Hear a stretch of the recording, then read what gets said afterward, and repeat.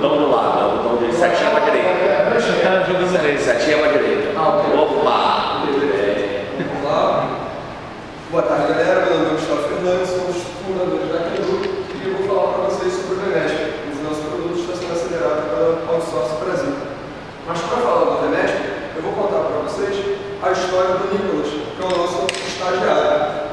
O Nicolas sai todo dia de casa, acorda 5h30 da manhã, se não estou enganado, sempre dá aquele soneca no celular, aquelas batidas no celular, acorda rancoroso, levanta de mau humor, pega 2 ônibus, sem DRT, uma integração, salta na esquina da faculdade, anda 2 quarteirões para tentar chegar a tempo da aula das 8, que é o Probest.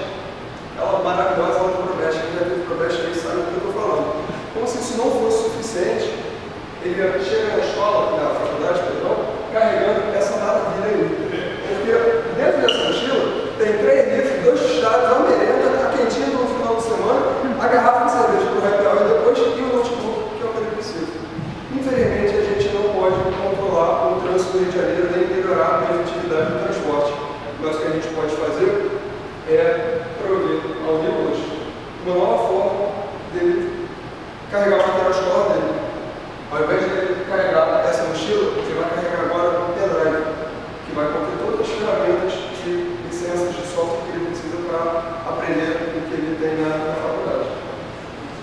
Como é que funciona? Você conecta o seu pendrive com qualquer computador, pode ser um laptop, desktop, computador da faculdade, seu computador de casa, computador da sua tia, da sua avó, não vai ter mais desculpa de que não tem um programa instalado no seu computador para não fazer o dever de casa. É um ambiente totalmente seguro, autocontido, fácil de executar, fácil de usar, simples de instalação, totalmente compatível com as principais plataformas do mercado, Windows, Linux, Mac, qualquer lugar você pode botar ele. E o melhor, ele, como é baseado em virtualização, ele tem um suporte muito fácil. Não tem mais aquela dor de cabeça de um técnico que só sabe mexer no computador do tipo A ou B. Ele vai saber mexer só no Vemesp.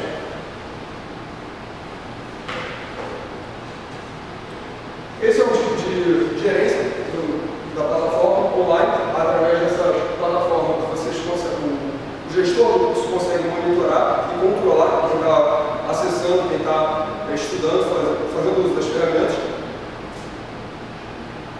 E até agora a gente está caminhando bem. Em 2013, quando a gente começou a produzir o Vemesp, a gente teve um cliente ninguém mais, ninguém menos do que a FPV, Instituição Conectada de Apresentações.